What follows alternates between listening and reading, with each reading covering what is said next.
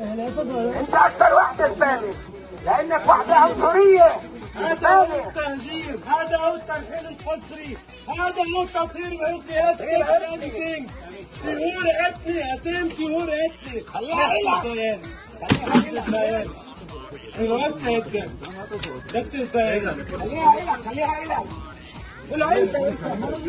عرفت العقيدة بتاع التنظيم، التنظيم عرفتك، مش دول تنظيم مملة على التنظيم يا خارجين يا فشعين. ايوه